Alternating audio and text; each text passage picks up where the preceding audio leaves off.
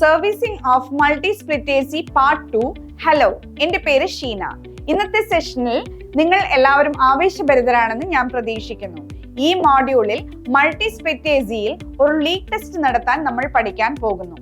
ഈ എക്സസൈസിന്റെ അവസാനം നിങ്ങൾക്ക് കഴിയും ഗേജ് മാനിഫോൾഡും നൈട്രജൻ സിലിണ്ടറും ഉപയോഗിച്ച് സിസ്റ്റത്തെ ബന്ധിപ്പിക്കുക, സിസ്റ്റത്തിലേക്ക് നൈട്രജൻ വാതകം ചാർജ് ചെയ്യുക, സോപ്പ് സൊല്യൂഷൻ ഉപയോഗിച്ച് ചോർച്ച പരിശോധിക്കുക, വാക്വം പമ്പ് സിസ്റ്റവുമായി ബന്ധിപ്പിക്കുക, സിസ്റ്റം ഡീഹൈഡ്രേറ്റ് ചെയ്യുക, ഡീഹൈഡ്രേറ്റ് ചെയ്ത് സിസ്റ്റം ഒഴിപ്പിക്കുക, റെഫ്രിജറന്റ് ചാർജിംഗ്. ഇപ്പോൾ ഈ വ്യായാമം ചെയ്യാൻ ആവശ്യമായ ഉപകരണങ്ങൾ, മെറ്റീരിയലുകൾ, ഉപകരണങ്ങൾ എന്നിവ നോക്കാം. ആവശ്യമായ ടൂളുകൾ, ഉപകരണങ്ങൾ അല്ലെങ്കിൽ ഉപഭോഗ വസ്തുക്കൾ: 2 സ്റ്റേജ് പ്രഷർ റെഗുലേറ്ററുള്ള നൈട്രജൻ സിലിണ്ടർ 1, ഹോസുകളും ഓക്സിജനും ഉള്ള gas brazing torch LPG cylinder 1 set, LP HP ഗേജുകളുള്ള gauge manifold 1 number, double end spanner number 6/7 മുതൽ 20/22 വരെ 1 set, adjustable spanner 6 inch 15 centimetre 1 flaring block with yoke 1 set, painting brush 1 inch 25 mm 1, charging hose 2, cutting plier 1, cylinder key 1, industrial digital thermometer 1, കണ്ണട 1 ജോഡി, hand gloves 1 ജോഡി, vacuum pump 2 stage 1, heating kit infrared type അല്ലെങ്കിൽ hot air gun 1, gauge manifold with high pressure and compound gauge 1, charging hose 6 mm 3. ആവശ്യമായ മെറ്റീരിയലുകൾ അല്ലെങ്കിൽ ഘടകങ്ങൾ: copper tube soft annealed, 24 standard wire gauge 1/4 inch OD 6 mm 15 centimetre, flare nut brass 1/4 inch 6 mm 1, flare union brass 1/4 inch 6 mm 1, flare dummy nuts brass 1/4 inch 6 mm 2, brazing rod വെള്ളി അല്ലെങ്കിൽ ചെമ്പ് 1, plastic അല്ലെങ്കിൽ metal mug 1 litre water volume 1, multi split AC 1, refrigerant cylinder 1. Task 1: ഒരു gauge മാനിഫോൾഡും nitrogen സിലിണ്ടറും ഉപയോഗിച്ച് system ബന്ധിപ്പിക്കുക. എല്ലാ pipe ജോയിന്റുകളും flare പോയിന്റുകളും സുരക്ഷിതമായി ഘടിപ്പിച്ചിട്ടുണ്ടെന്ന് ഉറപ്പാക്കുക, അല്ലെങ്കിൽ ഒരുമിച്ച് ബ്രേസ് ചെയ്യുക. അടുത്തതായി വാതകങ്ങളുടെ ഒഴുക്ക് അനുവദിക്കുന്നതിന് 2 സർവീസ് വാൽവുകളും തുറക്കുക. തുടർന്ന് ലിക്വിഡ് സർവീസിൽ വാൽവിന്റെ ഗേജ് പോർട്ടിലേക്ക് I എന്ന് ലേബൽ ചെയ്തിരിക്കുന്ന ചാർജിംഗ് ഹോസിന്റെ ഒരറ്റം ഘടിപ്പിക്കുക. ചാർജിംഗ് ഹോസിന്റെ മറ്റേ അറ്റം ഗേജ് മാനിഫോൾഡിന്റെ ഹൈ പ്രഷർ പോർട്ടിലേക്ക് ബന്ധിപ്പിക്കുക. അതിനെ തുടർന്ന് 2 എന്ന് ലേബൽ ചെയ്തിരിക്കുന്ന മറ്റൊരു ചാർജിംഗ് ഹോസിന്റെ ഒരറ്റം ഗേജ് മാനിഫോൾഡിന്റെ ഇന്റർമീഡിയറ്റ് പോർട്ടുമായി ബന്ധിപ്പിക്കുക. ഈ ഹോസിന്റെ എതിർ അറ്റം നൈട്രജൻ സിലിണ്ടറിന്റെ വാൽവിലേക്ക് 2 സ്റ്റേജ് പ്രഷർ റെഗുലേറ്റർ വഴി ഘടിപ്പിച്ചിരിക്കുന്നു. ഇത് വാതകത്തിന്റെ നിയന്ത്രിത പ്രവാഹം ഉറപ്പാക്കുന്നു. കണക്ഷനുകൾ കൂടുതൽ സുരക്ഷിതമാക്കാൻ കട്ടിംഗ് പ്ലെയർ ഉപയോഗിച്ച് ചാർജിംഗ് ഹോസുകളുടെ ജോയിന്റുകൾ നമ്മൾ ശക്തമാക്കുന്നു. അവ ഇഴയുന്നതും ചോർച്ചയില്ലാത്തതുമാണെന്ന് ഉറപ്പാക്കുന്നു. അവസാനമായി സക്ഷൻ സർവീസ് വാൽവിനും ഗേജ് മാനിഫോൾഡിന്റെ LP വശത്തിനും ഇടയിൽ ചാർജിംഗ് ഹോസ് 3 ബന്ധിപ്പിക്കുക. ടാസ്ക് 2: സിസ്റ്റത്തിലേക്ക് നൈട്രജൻ വാതകം ചാർജ് ചെയ്യുക. ഗേജ് മാനിഫോൾഡിന്റെ ഹൈ പ്രഷർ, ലോ പ്രഷർ പോർട്ടുകൾ, നോബുകൾ പരിശോധിച്ച് അടച്ചിട്ടുണ്ടെന്ന് ഉറപ്പാക്കുക. വാൽവ് കീ ഉപയോഗിച്ച് നൈട്രജൻ സിലിണ്ടർ വാൽവ് തുറക്കുക. പ്രഷർ റെഗുലേറ്ററിൽ മർദ്ദം 50 psi ആയി നിയന്ത്രിക്കുകയും ടെസ്റ്റ് പ്രഷർ ലെവൽ വരെ ഘട്ടം ഘട്ടമായി വർദ്ധിപ്പിക്കുകയും ചെയ്യുക. ഗേജ് മാനിഫോൾഡിന്റെ 2 നോബുകളും തുറക്കുക. സെക്ഷൻ സർവീസ് വാൽവിന്റെ ഗേജ് പോർട്ടിൽ നിന്ന് വരുന്ന നൈട്രജൻ തിരിച്ചറിയുന്നതിലൂടെ സിസ്റ്റത്തിലേക്ക് ഒഴുകുന്ന നൈട്രജൻ വാതകം നിരീക്ഷിക്കുക. മാനിഫോൾഡിന്റെ ഹൈ പ്രഷർ ഗേജിലെ റീഡിംഗ് നിരീക്ഷിക്കുന്നതിലൂടെ നൈട്രജൻ മർദ്ദം കൂടാൻ തുടങ്ങുന്നത് നിരീക്ഷിക്കുക. മർദ്ദം പരിധിയിലെത്തുന്നത് വരെ നൈട്രജൻ ഒഴുക്ക് 20 മുതൽ 30 സെക്കൻഡ് അനുവദിക്കുക. ഗേജ് മാനിഫോൾഡിന്റെ നോബുകൾ അടയ്ക്കുക. പ്രഷർ ഗേജിലെ റീഡിംഗ് വഴി സിസ്റ്റത്തിന് നൈട്രജൻ മർദ്ദം ലഭിച്ചുവെന്ന് ഉറപ്പാക്കുക. നൈട്രജൻ സിലിണ്ടർ അടച്ച് റെഗുലേറ്റർ നോബ് അഴിക്കുക. ഡ്രൈ ബൾബ് തെർമോമീറ്റർ എടുത്ത് അന്തരീക്ഷ വായുവിൻ്റെ താപനില കണ്ടെത്തി സമയം രേഖപ്പെടുത്തുക. പട്ടിക നിരയിലെ വായനകൾ പട്ടികപ്പെടുത്തുക. ഫ്ലെയർ ഡമ്മി നട്ട് ഉപയോഗിച്ച് ഗേജ് മാനിഫോൾഡ് ചാർജിംഗ് പോർട്ടുകൾ അടയ്ക്കുക. ഗേജ് മാനിഫോൾഡുകളിൽ നിന്നും നൈട്രജൻ സിലിണ്ടറിൽ നിന്നും ചാർജിംഗ് ഹോസ് 1ഉം 2ഉം നീക്കം ചെയ്യുക. 2A മണിക്കൂർ റീഡിംഗ് നിരീക്ഷിക്കുക. ടാസ്ക് 3. സോപ്പ് ലായനി ഉപയോഗിച്ച് ചോർച്ച പരിശോധിക്കുക. ആദ്യം ഒരു കണ്ടെയ്നറിൽ സോപ്പ് കോൺസെൻട്രേറ്റ് ശുദ്ധമായ വെള്ളത്തിൽ കലർത്തി സോപ്പ് ലായനി തയ്യാറാക്കുക. സൊല്യൂഷൻ നന്നായി കലർന്നതാണെന്ന് ഉറപ്പാക്കുക. അടുത്തതായി ലായനിയിൽ നിറയെ സൃഷ്ടിക്കാൻ ഒരു സ്പോഞ്ച് ഉപയോഗിക്കുക. ഒരു ബ്രഷ് ഉപയോഗിച്ച് സ്ക്രൂ ചെയ്തോ ത്രെഡ് ചെയ്തോ ആയ കണക്ഷനുകൾ, ബ്രേസ്ഡ് ജോയിന്റുകൾ എന്നിവ ഉൾപ്പെടെയുള്ള ജോയിന്റുകളിൽ സോപ്പ് ലായനി അപ്ലൈ ചെയ്യുക. എല്ലാ ഭാഗത്തും ആയെന്ന് ഉറപ്പുവരുത്തുക. ആവശ്യമെങ്കിൽ ദൃശ്യപരത വർദ്ധിപ്പിക്കുന്നതിന് സ്പോഞ്ച് ഉപയോഗിച്ച് സന്ധികളിൽ ഫോം പുരട്ടുക.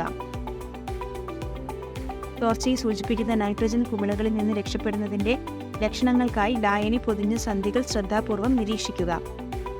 ഏതെങ്കിലും ജോയിന്റിൽ കുമിളകൾ കണ്ടെത്തിയാൽ സ്ക്രൂ ചെയ്തോ ത്രെഡ് ചെയ്തോ ആയ ജോയിന്റുകൾ ചടമാക്കാൻ ഒരു സ്പാനർ അല്ലെങ്കിൽ കട്ടിംഗ് പ്ലെയർ ഉപയോഗിക്കുക. കൂടാതെ അറ്റകുറ്റപ്പണി ചെയ്ത ജോയിന്റ് പെർമനന്റ് മാർക്കർ ഉപയോഗിച്ച് അടയാളപ്പെടുത്തുക. ബ്രേസ്ഡ് സന്ധികൾക്കായി ചോർച്ച സ്ഥിരീകരിച്ച് അറ്റകുറ്റപ്പണികൾക്കായി അത് രേഖപ്പെടുത്തുക. എല്ലാ ചോർച്ചകളും പരിഹരിച്ചു കഴിഞ്ഞാൽ ഏതെങ്കിലും സന്ധികളിൽ അവശേഷിക്കുന്ന ചോർച്ചയില്ലെന്ന് സ്ഥിരീകരിക്കുക. അടുത്ത 24 മണിക്കൂർ സിസ്റ്റത്തിൽ മർദ്ദം നിലനിർത്തുക. 24 മണിക്കൂറിന് ശേഷം നൈട്രജൻ വാതകം പുറത്തുവിടുകയും ചോർച്ച പോയിന്റ് കണ്ടെത്തുകയും ചെയ്യുക. ചോർച്ച പോയിന്റ് ബ്രേസ് ചെയ്ത് നന്നാക്കുക. അറ്റകുറ്റപ്പണിക്ക് ശേഷം 24 മണിക്കൂറിന് ശേഷം വീണ്ടും ലീക്ക് ടെസ്റ്റിംഗ് നടത്തി ഗേജ് മാനിഫോൾഡിന്റെ കമ്മി ക്യാപ്പ് പോർട്ട് നീക്കം ചെയ്യുക. ഗേജ് മാനിഫോൾഡിന്റെ ഹാൻഡ് വാൽവുകൾ തുറന്ന് നൈട്രജൻ വാതകം പുറത്തുവിടുക. തുടർന്ന് സിസ്റ്റം വാക്വമൈസ് ചെയ്യുന്നത് തുടരുക. ടാസ്ക് 4. സിസ്റ്റം വാക്വം പമ്പ് ഉപയോഗിച്ച് ബന്ധിപ്പിക്കുക. ആദ്യം ചാർജിംഗ് ഹോസിന്റെ ഒരറ്റം എടുത്ത് ഉയർന്ന മർദ്ദമുള്ള ഭാഗത്ത്, പ്രത്യേകിച്ച് കണ്ടൻസർ ഔട്ട്ലെറ്റിൽ ഘടിപ്പിക്കുക. തുടർന്ന് ഈ ഹോസിന്റെ മറ്റേ അറ്റം ഗേജ് മാനിഫോൾഡിന്റെ HP പോർട്ടുമായി ബന്ധിപ്പിക്കുക. അടുത്തതായി ചാർജിംഗ് ഹോസിന്റെ ഒരറ്റം എടുത്ത് അതിന്റെ താഴ്ന്ന ഭാഗത്തേക്ക് ബന്ധിപ്പിക്കുക, പ്രത്യേകിച്ച് കംപ്രസർ പ്രോസസ് ട്യൂബ്. തുടർന്ന് ഈ ഹോസിന്റെ മറ്റേ അറ്റം ഗേജ് മാനിഫോൾഡിന്റെ LP പോർട്ടിലേക്ക് അറ്റാച്ച് ചെയ്യുക. ഇപ്പോൾ ചാർജിംഗ് ഹോസിന്റെ ഒരറ്റം എടുത്ത് ഗേജ് മാനിഫോൾഡിന്റെ ഇന്റർമീഡിയറ്റ് പോർട്ടുമായി ബന്ധിപ്പിക്കുക. ഈ ഹോസിന്റെ മറ്റേ അറ്റം വാക്വം പമ്പിന്റെ ഇൻലൈറ്റിലേക്ക് അറ്റാച്ച് ചെയ്യുക.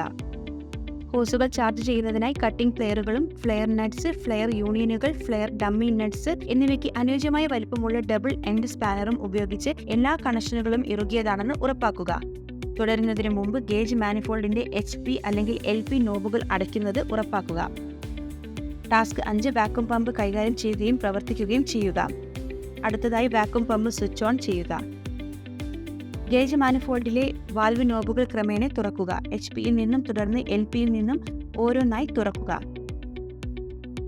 മർദ്ദം കുറയുന്നുവെന്ന് ഉറപ്പാക്കാൻ മാനിഫോൾഡിന്റെ കോമ്പൗണ്ട് ഗേജിലെ റീഡിംഗുകൾ നിരീക്ഷിക്കുക. വാക്വം പമ്പ് യാതൊരു തടസ്സമോ ശല്യമോ കൂടാതെ പ്രവർത്തിക്കാൻ അനുവദിക്കുന്നതിന് 3 മുതൽ 4 മണിക്കൂർ വരെ സിസ്റ്റത്തെ തടസ്സപ്പെടുത്താതെ വയ്ക്കുക. ടാസ്ക് 6. സിസ്റ്റം നിർജ്ജലീകരണം ചെയ്യുക. ശ്രദ്ധിക്കുക, വാക്വം പമ്പ് ഓണാക്കിയ സമയം മുതൽ 2 മണിക്കൂറിന് ശേഷമാണ് ഈ ടാസ്ക് നടപ്പിലാക്കേണ്ടത്.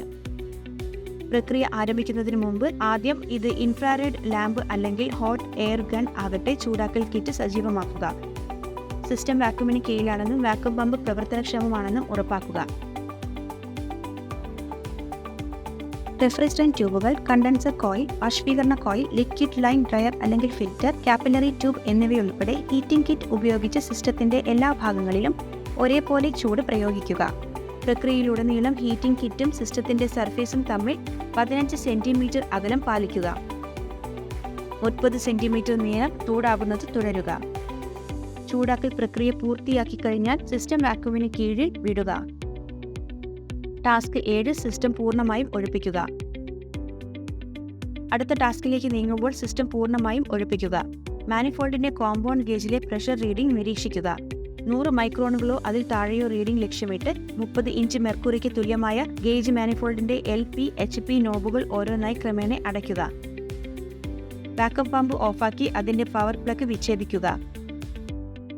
മുന്നോട്ട് പോകുന്നതിന് മുമ്പ് 1 മണിക്കൂർ വാക്വം നിലനിർത്താൻ സിസ്റ്റത്തെ അനുവദിക്കുക.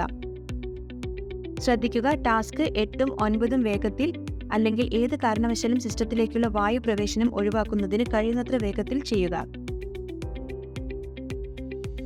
ടാസ്ക് 8 സിസ്റ്റം ഒഴിപ്പിക്കപ്പെട്ടെന്ന് ഉറപ്പാക്കുക.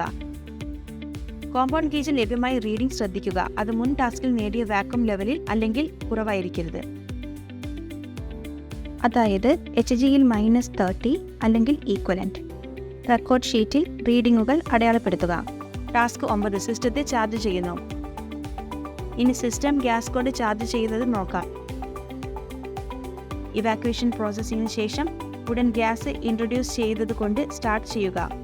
ചാർജിംഗ് ഹോസിന്റെ ഒരറ്റം സർവീസ് സിലിണ്ടറിന്റെ വാൽവിലേക്കും മറ്റേ അറ്റം ഗേജ് മാനിഫോൾഡിന്റെ മധ്യ പോർട്ടിലേക്കും ബന്ധിപ്പിക്കുക. വാൽവ് കീ ഉപയോഗിച്ച് നോബ് പകുതി പൂർണ്ണമായി കൗണ്ടർ ക്ലോക്ക് വൈസിലേക്ക് തിരിച്ചുവെച്ചുകൊണ്ട് സർവീസ് സിലിണ്ടർ വാൽവ് പതുക്കെ തുറക്കുക. അടുത്തതായി ഗേജ് മാനിഫോൾഡിന്റെ മധ്യഭാഗത്ത് അതിന്റെ അറ്റം അഴിച്ചുകൊണ്ട് ചാർജിംഗ് ഹോസ് ശുദ്ധീകരിക്കുക. മഞ്ഞിന്റെ രൂപത്തിൽ മാനിഫോൾഡിന്റെ മധ്യ തുറമുഖത്ത് റെഫ്രിജറന്റ് രക്ഷപ്പെടുന്നത് നിരീക്ഷിക്കുക. നിരീക്ഷിച്ചു കഴിഞ്ഞാൽ റെഫ്രിജറന്റ് പ്രകാശനം തടയാൻ ചാർജിംഗ് ഹോസിന്റെ അറ്റം ഉടനടി ശക്തമാക്കുക. ടാസ്ക് 10 സിസ്റ്റത്തിലേക്ക് റെഫ്രിജറന്റ് ചാർജ് ചെയ്യുക. ഒഴിപ്പിക്കൽ പൂർത്തിയായ ശേഷം ശരിയായ അളവിലുള്ള റെഫ്രിജറന്റ് ഉപയോഗിച്ച് സർക്യൂട്ട് ചാർജ് ചെയ്യുക. ശ്രദ്ധിക്കുക, ഔട്ട്ഡോർ യൂണിറ്റിന്റെ നെയിം പ്ലേറ്റിൽ റെഫ്രിജറന്റിന്റെ ശരിയായ അളവ് വ്യക്തമാക്കിയിട്ടുണ്ട്. ചാർജിംഗ് സിലിണ്ടറിന്റെ ലിക്വിഡ് പോർട്ടിലേക്ക് നാരോ ട്യൂബ് സർവീസ് വാൽവ് ബന്ധിപ്പിക്കുന്നതിന് ഒരു ഹോസ് ഉപയോഗിക്കുക. ഹോസിൽ നിന്ന് വായു ശുദ്ധീകരിക്കുക.